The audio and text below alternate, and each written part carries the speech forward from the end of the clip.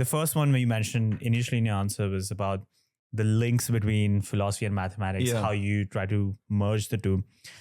You're not the first person to try and create these links. I think Plato was the earliest advocate for the strong links between mathematics and ethics. That's right. But I'm going to go on a limb here and say most of the world disagrees with Plato. I'm putting my career on the line. Yeah. But if you walk down on the street today, you pick out a random person, you were talking about like just the off the street assumption.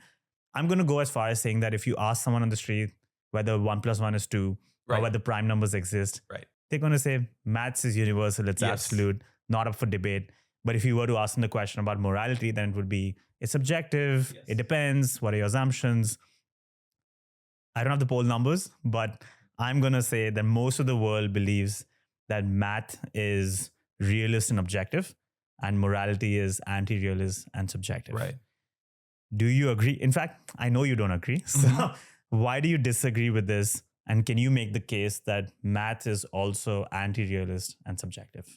Yeah. I mean, so first of all, we just gotta, these terms are, they're technical terms that there's a million ways to define them. So yeah, let's just, for purposes of clarity, define the word realism about an area to mean that there are truths about the area and they don't depend on us. So for example, most people think that facts about the Big Bang are like that, or facts about, life on Mars. I mean, there either is or isn't life on Mars, and we don't get to decide. Everyone could believe tomorrow that there's life on Mars. That wouldn't make it the case there was life on Mars. That would make it the case that a lot of people have false beliefs. Yeah.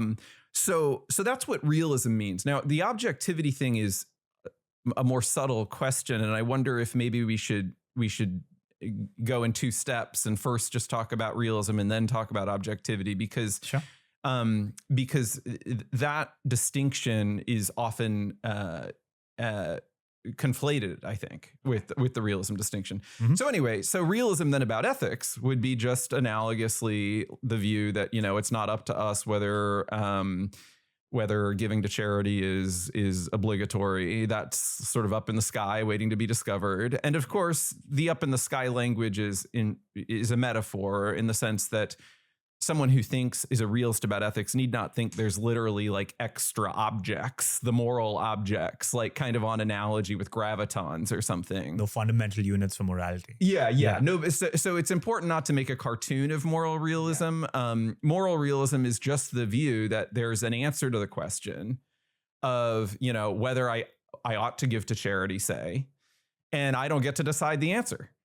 And neither does anybody else. That answer is to be discovered. And one thing people say who are realist in defense of this is that just think about the nature of deliberation. When we ask ourselves what we ought to do, we don't treat it like we can just introduce the fact at will. We don't treat it like we can stipulate the answer. I ask whether I should give to charity, and then I think about it. I don't just stipulate an answer. And that looks a lot like what I do when I ask whether there are infinitely many prime numbers. Yeah. I don't think I can stipulate an answer. I try to think through the question. And if, I'm familiar with Euclid's proof, I'll conclude that there are.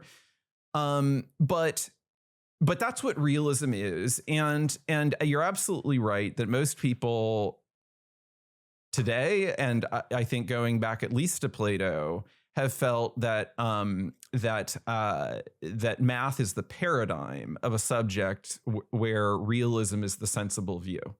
So if there's anything, I mean, there's such a thing as global relativism, where just everything is, culture relative or something. And there's such a thing as, global skepticism, where we don't know anything, literally, even that, we exist. But setting those kinds of views aside, most sorts of skepticism are relative, or relativism are local. They're about certain areas. So people might be a skeptic or a relativist more likely about, say, aesthetics. Like, aesthetics is in the eye of the beholder. But whether there are infinitely many prime numbers is not. That's not something you get to decide. It's not like to each their own. Yeah. So why would someone be an anti-realist about math, and a realist about ethics, rather than a realist about math and an anti-realist about ethics? So the first thing I just want to say is, my view actually is that I think that that realism about math is correct, but I think it's not objective in the sense that, we're going to talk about in a minute. So I do, in a sense, think that there's a mind-independent answer to the question of whether there are infinitely many prime numbers. I just think that sense is a very boring sense in a way that I will explain. But why would somebody take the more, well, I don't know whether you call it more radical, but the view that there's no mind-independent fact about prime numbers, but there is a fact about ethics? Well, here's one reason.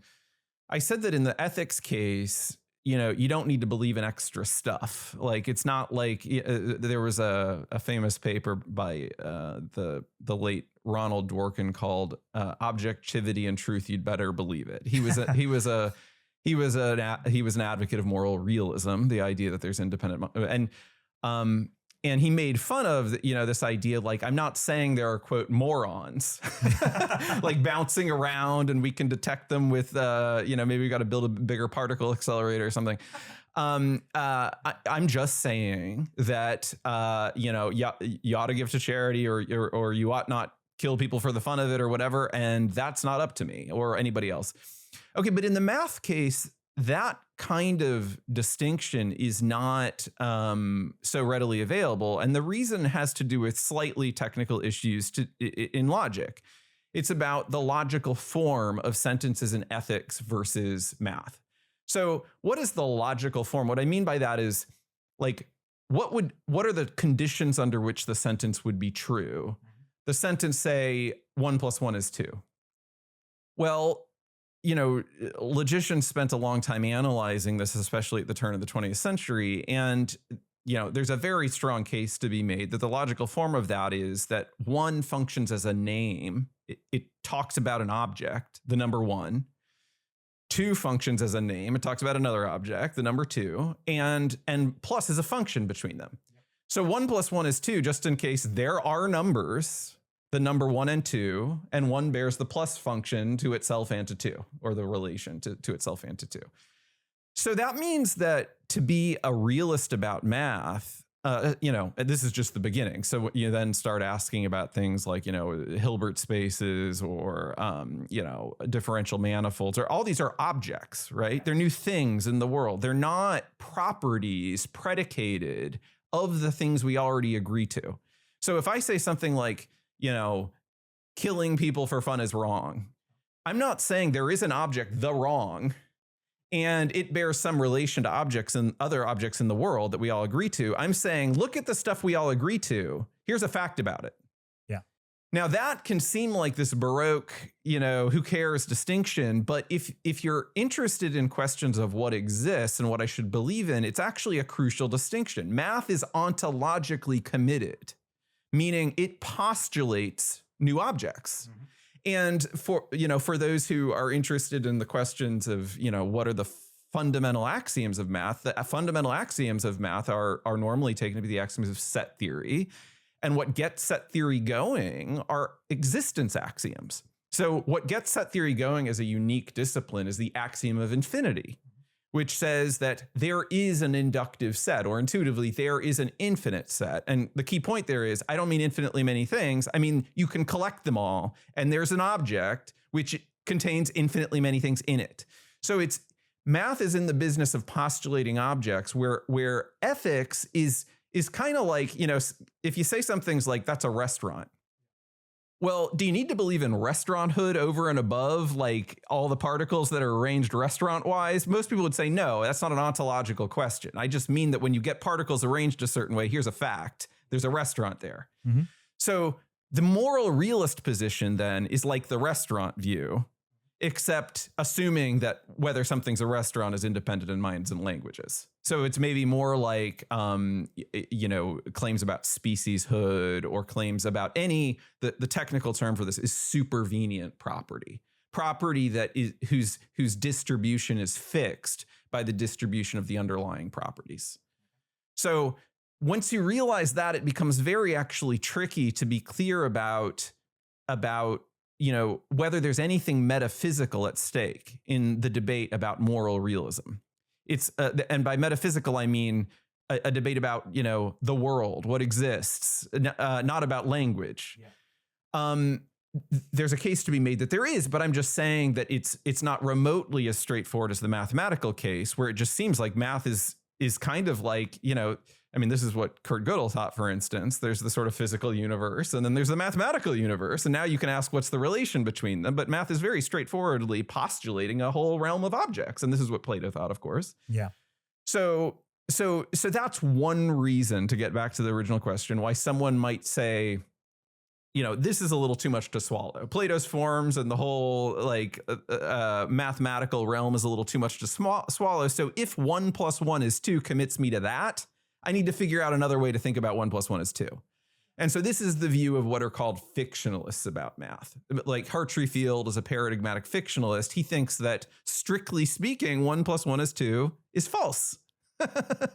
But don't worry, there's a lot of truths in the neighborhood that don't talk about numbers. And those are the truths that really matter. Things like, if there's a Lego over here and there's a Lego over here, no Lego over here is a Lego over here, then there are exactly 2 Legos either here or here, where exactly 2 is just a claim of pure logic. I mean, it's a claim that you can write without talking about numbers. Yeah. So that's one reason. Now, that's not my view, but that's one reason why you might have the view that realism about ethics is true, because it's kind of cheap. It's like realism about restaurants or something. Whereas realism about math is a little too much to swallow.